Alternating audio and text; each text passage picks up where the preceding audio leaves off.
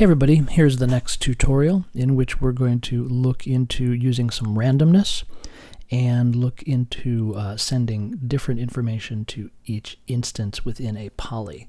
So let's make a new project. We'll call it John J. And always put your name in your project name. Try to do that just so it's clear whose work is whose, because if the file just says tutorial 3 or homework 4, it's hard to know whose it is. I'm going to call this tutorial 3_2 because I already built this and I'm going to build it again for you in the tutorial. I'll make a new file inside my project folder.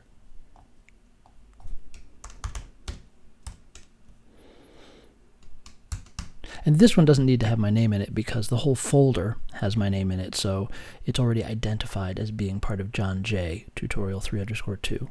So it's not as important if the individual files have the name in them. But you can call it something like main if you want to differentiate it from your poly files.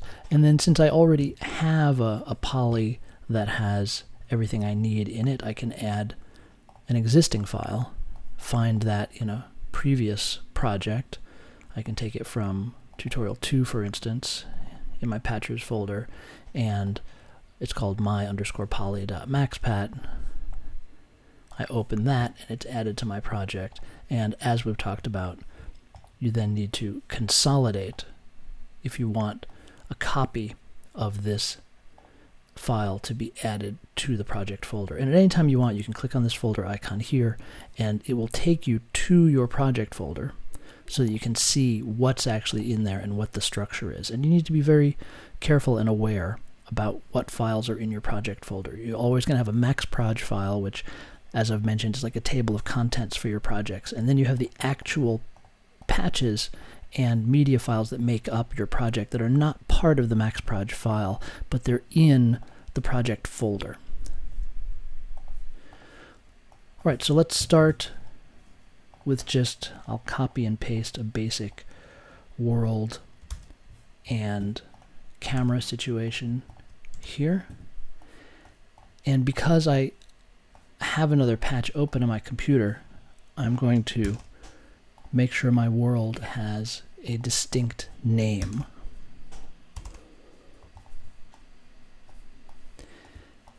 And I'm going to instantiate my poly tilde with my_poly, and I'll make 20 instances. Turn my world on, and there's my 20 instances of my object. Also, as always, I'm going to change into a monospace font such as Monaco and increase my font size up to 14 so things are a little bit more readable. So right now, as you can see, whenever I target all of my instances and set them to a particular position, such as 000, and here, note, I'm using the right inlet because the right inlet 3 is connected to my phys.body. All the instances are moved to the same location, and since they're physics objects, they can't be in the same location, so immediately they are pushed apart from each other.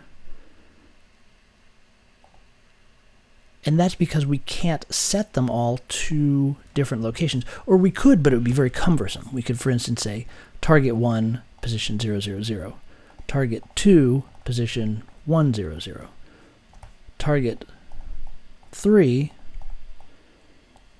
position 001, and this will work. And if we use a button, we can trigger all 3. And you know, you should know that this is a totally valid approach to send. I'll make this to -100 to send messages to all the individual instances and put objects where you want. That's totally valid. It's going to create a lot of message boxes and a lot of patch cords.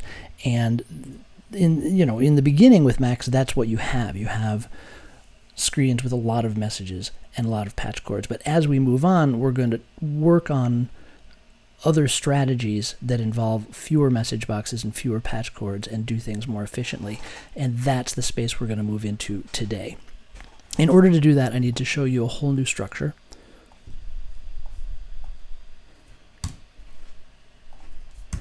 Which is the jit.matrix.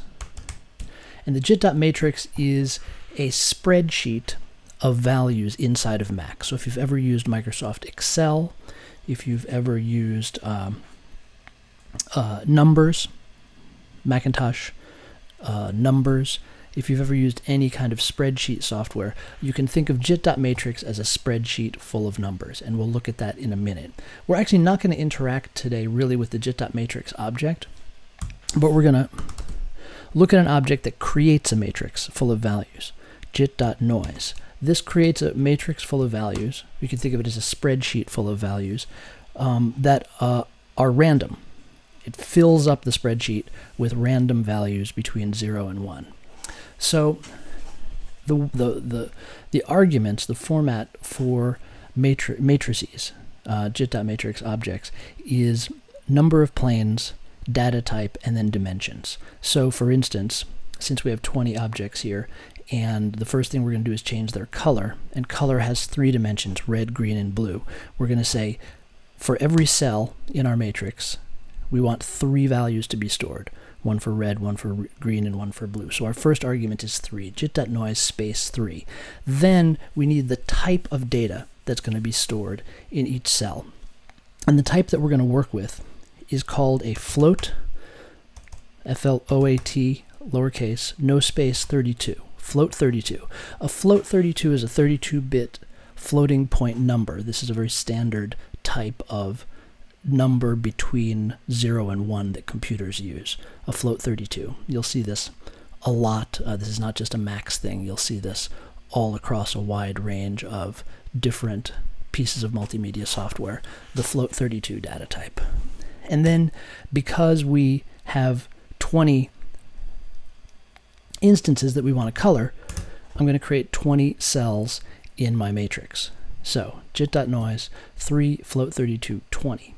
And when I send a button, and here's a new use of the button, when I connect a button and click it, it's going to generate a matrix or a spreadsheet filled with 60 random numbers, 20 groups of 3 numbers, and each group of 3 numbers represents a color. And here's an easy way to visualize that. The jit.pwindow object.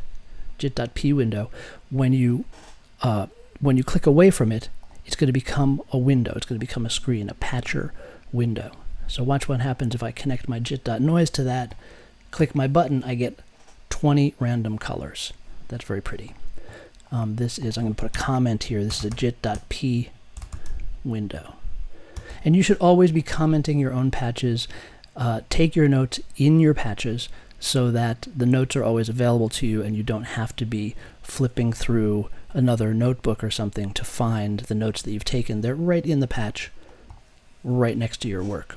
So when I say this is a spreadsheet, I mean that quite literally. So there's an object that allows us to see inside of the spreadsheet, and that is jit.cellblock.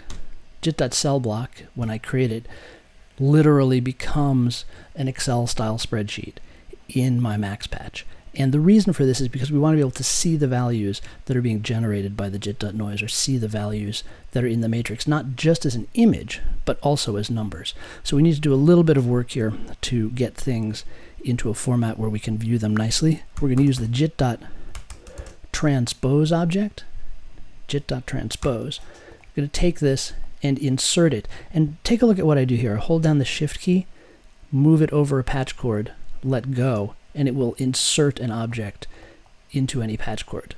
Same thing if I hold down the Shift key, click and drag, I can remove any object from a patch cord. You don't have to do it that way.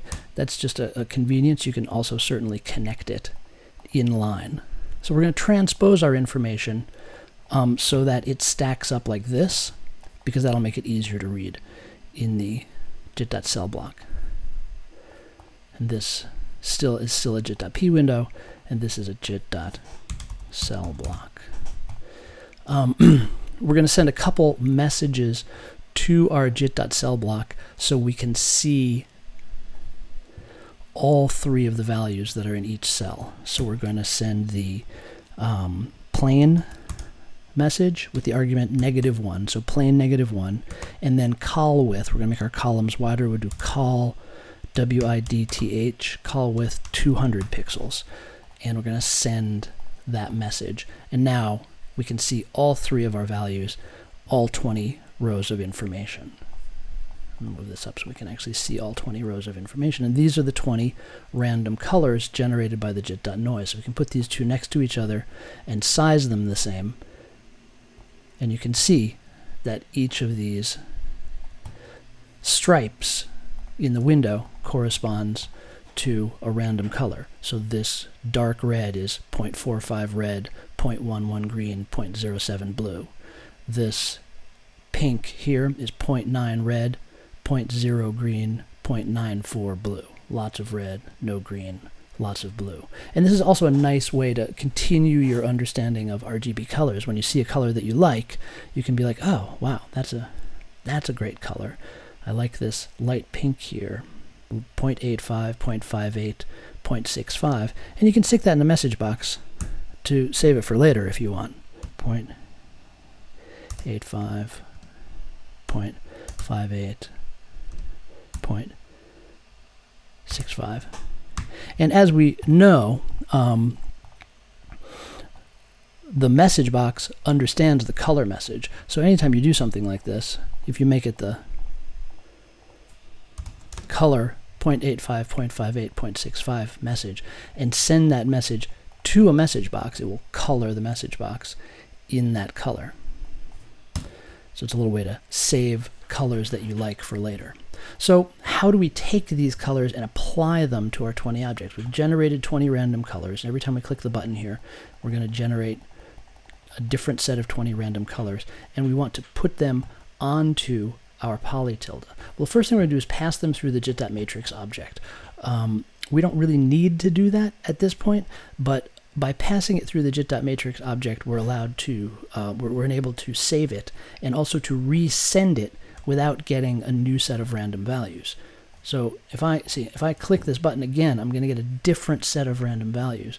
But if I click this button, it will continually resend the same set of random values that are stored in the jit.matrix. So that's a useful thing. So you just want to get in the habit of inserting a jit.matrix after your jit.noise. And actually, we don't want this jit.matrix to pass through the jit.transpose. We're only using that transpose for display purposes.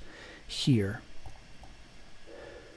we're going to send the output of our noise into a jit.matrix. And in order to get it into our poly, we need to iterate it. We need to take this image or this spreadsheet, and you can think of it as both ways. I mean, this is one of the nice things that a piece of software like Max exposes you to, that an image essentially is a spreadsheet.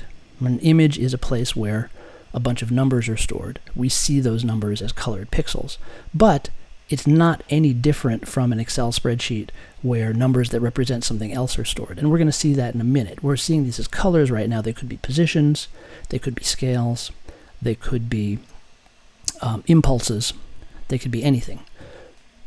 So to iterate it, we use the jit.iter object. And here I'm just going to highlight all the new objects we're learning right here and just give them a little color coding. Right, where jit.noise is new, jit.transpose is new, jit.cellblock and jit.pwindow are also new. Jit.matrix is new, and jit.iter is new. Jit.iter takes every cell of our matrix and sends it out as a message and as a number. Now here I'm using the right inlet of message box so that the message box becomes a display tool. So when I click this, it sends out a number corresponding to each cell in the matrix and the values that are stored in that number. So you see right now it's showing me cell number 19 with the values 0.19, 0.64, 0.31, and we'll see that corresponds to the last cell here, 0.19, 0.65, 0.32. It's 0.319, but it's showing up here as 0.32. What jit.iter did is it took the incoming matrix and very quickly spit out all 20 cells and all 3 values stored at each cell. So we only see the last one, but it sent out all 20 very quickly. So the nice thing we can do right here is say target $1 and hook that right up to our polytilde, so that as each row comes out, it's going to target that instance of the sphere in the polytilde. Now, there's one problem with that. What was the last number we saw? The last number we saw was cell number 19. But we're creating 20 cells. That immediately tells us that this jit.iter, and in fact the whole matrix structure, is zero-based numbering, meaning the first one isn't number 1. The first one is number 0. The last one is number 19. So what we need to insert in here is our first little piece of math, which is pretty much the simplest math you can get, +1. I'm holding down the Shift key to insert this into my patch cord. Why am I doing a +1 here? Well, because when jit.iter is talking about the first cell, this green cell, it's talking about cell number 0. But in polytilde, we know that target 0 has a special meaning. Target 0 means target all our spheres. We don't want them all to turn green. We want the first one to turn green. So when the 0th cell is output from the jit.iter, we want the first ball to turn green. So we just add 1, and that solves our problem. And you're going to find this, again, this is not a max thing. This is a very, very common computing thing. Some things are 0-based, some things are 1-based. We're going to see, like, for instance, later we're going to learn the Uzi object. And the Uzi object sends out a rapid stream of button presses. And it numbers those button presses starting at index number 1. The first press is press number 1. And that's just a different, it's 1-based and not 0-based.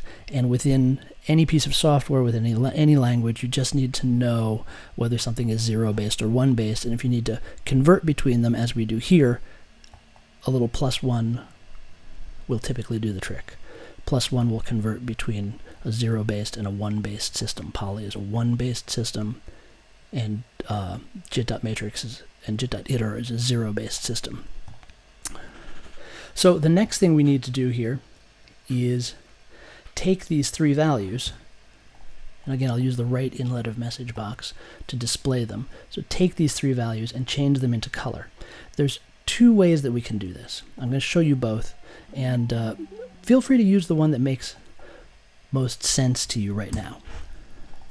We've seen $1 before.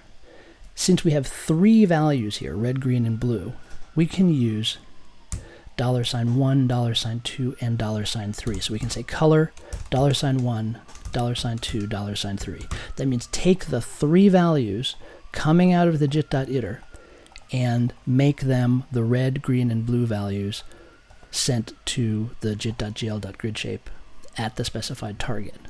And that's going to, you see here, that's going to color in all of the circles. And every time I send it a new set of random values, it's going to color them accordingly. And we can see these colors here match the colors here. Sometimes people are confused by the $1, $2, $3 initially. Eventually you will need to understand it. Feel free to also use the prepend object, prepend color. Prepend color does exactly the same thing. It puts the word color in front of the 3 numbers. And we're going to see that we have exactly the same thing. So prepend color in an object box, or color $1, $2, $3 in a message box are identical. In this particular case, these are the same. And again, I'm using that right inlet of the message box to display what's coming out of the prepend color. If I use the left inlet of the message box, the color of my message box will actually be changed. It's changed 20 times very rapidly, ending on this last color. But that's not what I'm trying to do here. I can actually do both. I can change the color of the message box and the values inside it, but it's the right inlet that changes the values inside of a message box. And that's actually also a very quick way to gather up color information. You don't need all these extra numbers here. You won't be able to see the difference if you just knock it down to 2 decimal places. So that's fun. We can change the color, get 20 random colors for all of our spheres. But that's just the beginning, because even though these appear as colors and they create colors, under the hood, inside the cell block, we can see they're just numbers. And because they're just numbers, they can control anything. So let's map them to something else. And what I'm going to do right now, just to make space, I'm going to take this whole structure and I'll just encapsulate it. See, this is, and for those of you who are still struggling with the notion of encapsulation, this is why we use encapsulation. We use encapsulation to make extra screen space and hide stuff that we don't need to be looking at right this minute. So when I encapsulate that, I'll call it spreadsheet. I just stick it in there. So it's there. If I want to get it back, it's all in here. It's still working. Got my color information, got my values. Everything's happy, but I just don't need to look at it. It doesn't need to take up screen landscape right now. I'm going to get rid of this button for right now because we don't need it. Compact this up here. And I'm just going to take this whole structure and duplicate it. I'm holding down Option, clicking and dragging. Option, click and drag.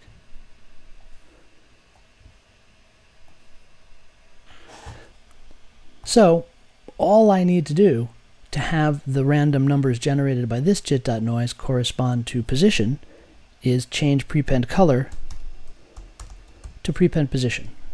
And now I have a randomizer for color here, get a new set of colors, and a randomizer for position here that randomizes my starting position of my spheres.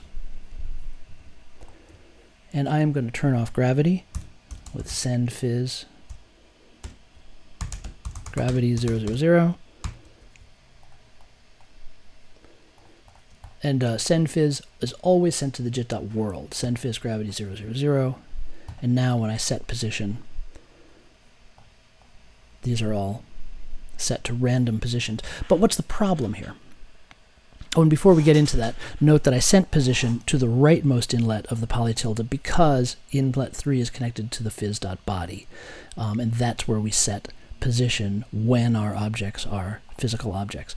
So the problem here is that, yes, I'm creating random starting positions for the spheres, but they're all between 0 and 1, and my spheres are quite large. My spheres are 1 meter each, so they're still bumping into each other, which is the problem we'd like to avoid. We'd like to be able to space these spheres out so they don't bump into each other as soon as they're created. So what we need to do is we need to take our jit.noise and those values that we can see are between 0 and 1 and spread them out further. And the way we do that is by doing a little bit more math, right? Because if we have values coming out of jit.noise, random values 0 to 1, I'll say 0 to 1, random values to 0 to 1, and I want to spread them out, say, over 5 meters, I need to multiply these random values by 5, and then they'll be spread out across 5 meters instead of across 1 meter. Or I can even spread them out over 10 meters.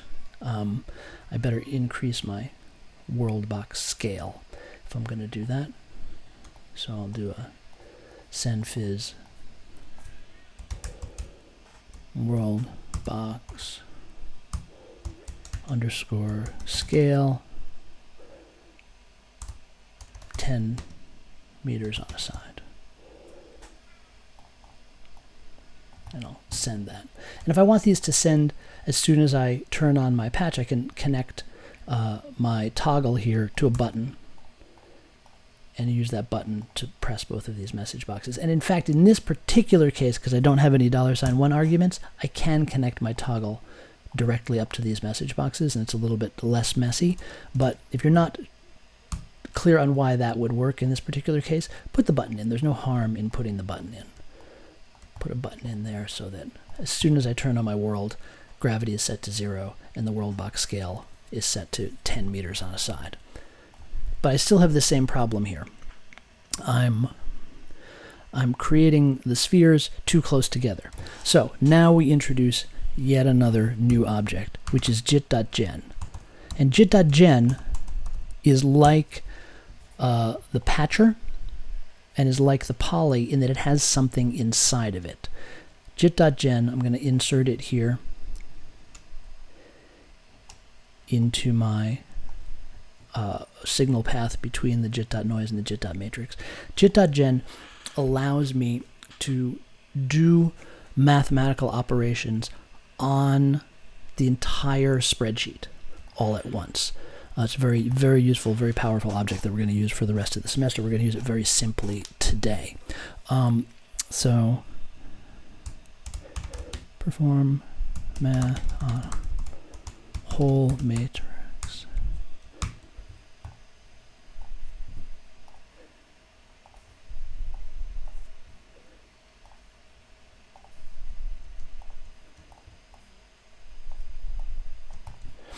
And so go into the jit.gen, and we see by default it just adds input 1 and input 2. We don't need input 2 at all right now, so we can delete it. And we're just going to multiply, which is Shift 8, or the asterisk, multiply our matrix by 5. And we can also do the same thing here. We can go into Monaco 14 point, and we can bring things closer together so it's nice and clear what's happening. So we're taking the entire spreadsheet, the entire matrix coming in, and multiplying everything in that matrix by 5 and sending it back out. And we can see that this sort of solves our problem, right? Our spheres are created in such a way that they don't collide with each other as much. They each have their own location that they go to when they're loaded, but they're all up here in the upper right-hand corner of the screen. Why is that? That's not what we want. Well, let's take our P spreadsheet and de-encapsulate it here. Command-Shift-D. I'm going to get rid of my jit.pwindow because once I'm multiplying by 5, these are no longer colors. I mean, there's still colors over here because I haven't done any math on the color information. But the positions are now in the range of 0 to 5. And so we can't view them as colors anymore. They're not going to make sense as colors because colors are between the range of 0 and 1. We're now generating positions. And if we can see, if we hook this up after our jit.gen, we'll see much larger values. X of 2.5, Y of 4.1, Z of 0.38. Right, so we're dealing with, instead of values between 0 and 1 that are being generated here, we're spreading them out over 5 meters. And if we go into our jit.gen, we can spread them out over 10 meters, for instance. And now our random numbers are much more spread out. But they're still clustered in the right-hand corner. Why is that? Because they're all positive values. So they're all positive X, positive Y, and positive Z values. But we know that the center of our world is 0, 0, 0. Right? So since the center of our world is 0, 0, 0, positive values are all in the upper right quadrant. So what we need to do before we multiply is subtract. And this is called, and we're going to see this a lot, and again, this is not a Max thing, this is a very, very common concept in multimedia. Biasing and scaling. So we're going to bias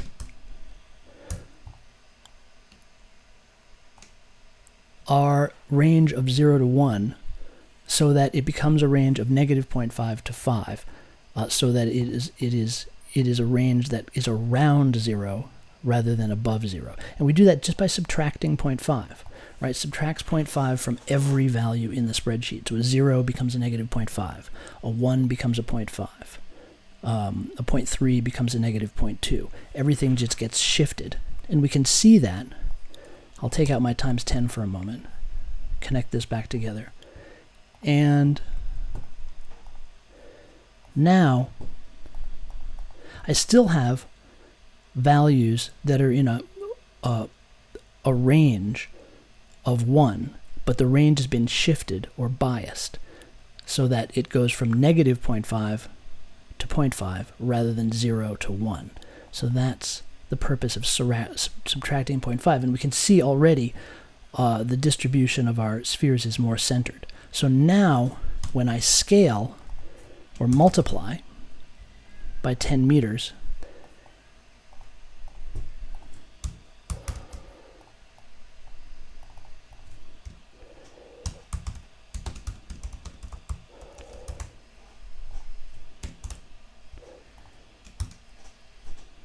so I'm going to add some notes. This is biasing. This is scaling. Multiply or divide. Now my random distribution is centered around 0. Every time I get a new random distribution, it's centered around 0. So this jit.gen is a very powerful way of performing math on a whole bunch of values to get them into the ranges that we want. And we can continue this idea. Let's get rid of that for the moment, so I've still got a copy over here on P spreadsheet. I can continue this idea to deal with scale. And what I'm going to do is I'm actually going to change all of my objects to shape cube.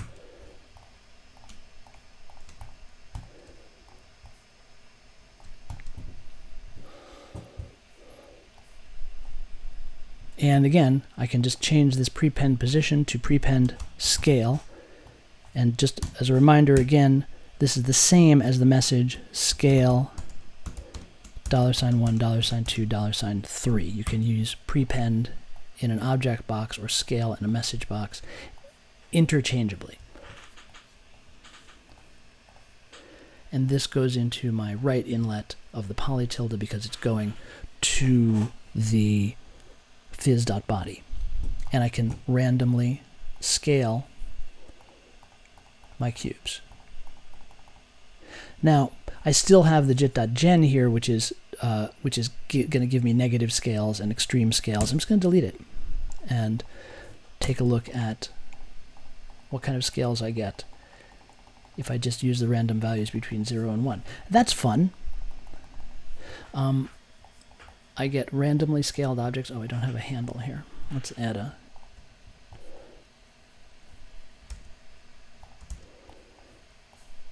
Let's add a jit.gl.handle to my world and a reset message. And now I can take a look at this arrangement of objects in 3D space.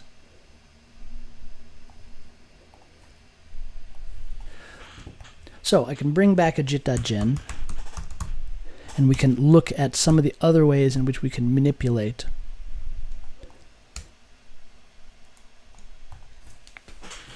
the values, the random values coming out of the jit.noise.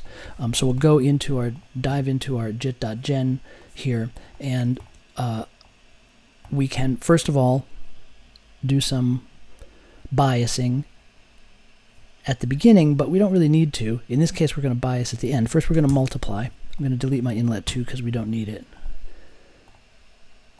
Go up to Monaco 14 point and move things a little closer together.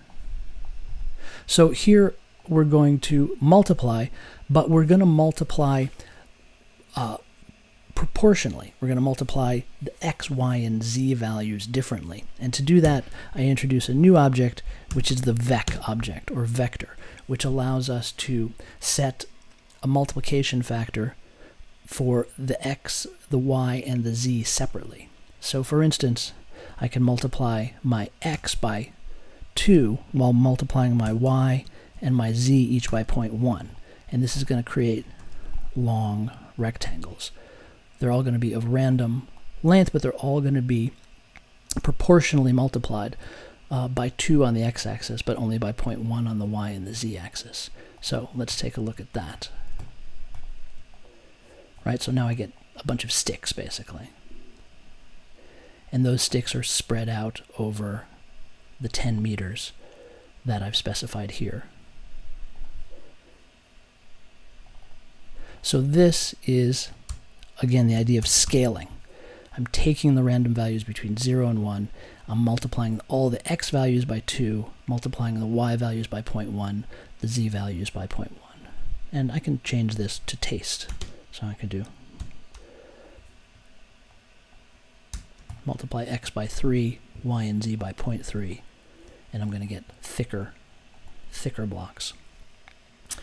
And of course, if I don't want them as spread out as far, I can go back into my position and lower the scaling of my position so they're spread out over 5 meters.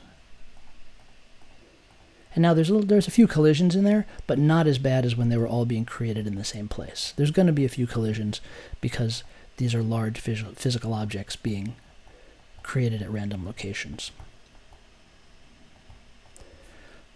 So here, I've scaled first, and one possibility that exists here is I can have a dimension of 0. For instance, if my x is 0 coming in, which is one of the possibilities of the random number generator, 0 times 3 is still 0. So I can have an object with no width along the x dimension. And that's true of any of these. Also, I can have extremely thin values. So for instance, if I have a value of 0.1 coming in on the y, 0.1 times 0.3 is going to be 0.033, which is, again, a very thin object. So here, I can scale and then bias, and that creates minimum scale amounts. So I can just say I want to add 0.1 to everything. So after the multiplication is done, scale everything up by 1/10 of a meter. So scale and then post-scale biasing. And that's just going to mean the thinnest dimension I can have is going to be 1/10 of a meter. And here we can see what effect that has. There's a minimum thickness set. So you're going to, and I'm going to want you to work with this in the homework, the difference between biasing and then scaling as opposed to scaling and then biasing. And also I'm just going to mark, I mean, these are really all new objects. So I'm going to mark these all in green so you can see that these are new objects that we're working with here. So we have a color randomizer, which doesn't affect scale or position. We have a position randomizer that puts each object in a new position, and we have a scale randomizer that randomizes the scale. And of course, we can take one button, connect it to all 3 of these buttons, holding down Shift key to make it quick, and it'll randomize all 3 at the same time. So you can randomize isolated things, or you can randomize all things. Now, of course, we're going to go past randomization. One of the problems with randomization, even though it can create some interesting structures, is it also introduces a certain lack of control, and we're going to want to get some of that control back at a later point. The last thing I want to introduce with regard to this is, you've probably realized that this jit.noise is creating an image, even though we're using that image to color the blocks differently, position the blocks differently, scale the blocks differently. Also, jit.noise 3 float 32 and some value creates an image. And we saw that in the jit.pwindow.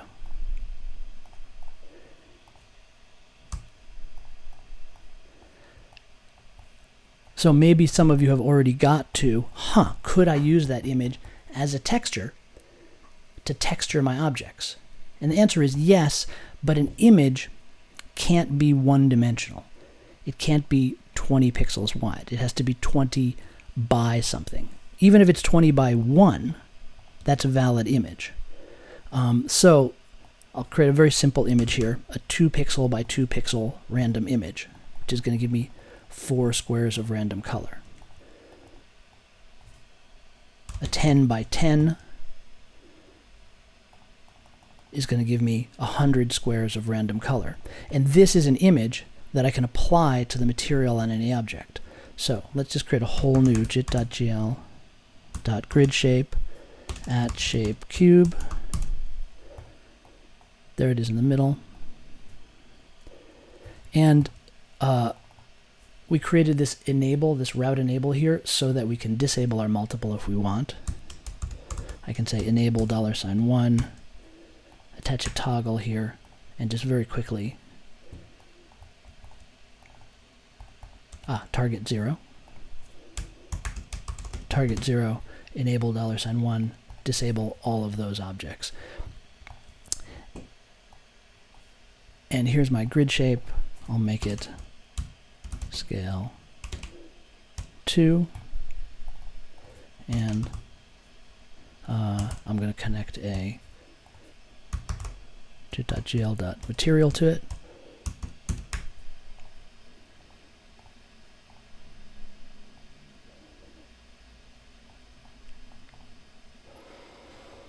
And I'll take this random image that I've just created and send it into the jit.gl.material as we did with textures previously, and it colors the object.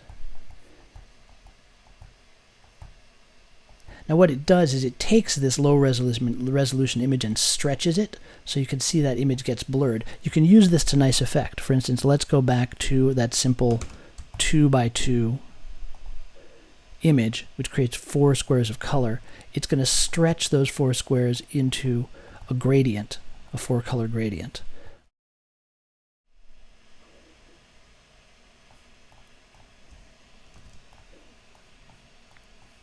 Take this and encapsulate it to make a little bit of space.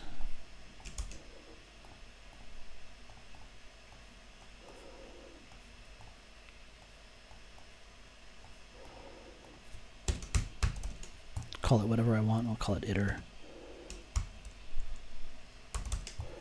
So here I've got my jit.noise becoming the texture on this object.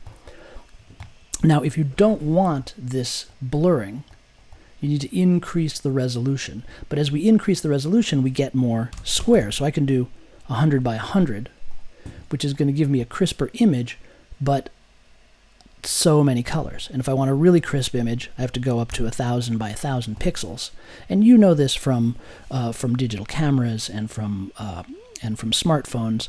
The higher the resolution of an image, the crisper it is. The problem is the noise is getting finer as the resolution goes up. So here's our first actual use of the jit.matrix object. I'm going to make a very simple 3 by 3 grid of noise, which the jit.gl.material is treating as a 3 pixel by 3 pixel image, and then taking it and stretching it out. But we can take the jit.matrix, insert it here, and we can say jit.matrix 3 float 32 1000 by 1000.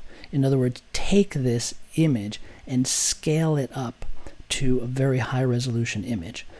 And then we need to add an argument at adapt 0, meaning a matrix will typically rescale itself to the size of the incoming matrix, which in this case is 3 by 3.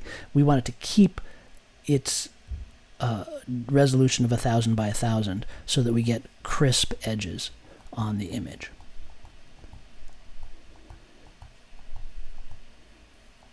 And that's it for this tutorial, and there'll be a homework assignment corresponding with this as well.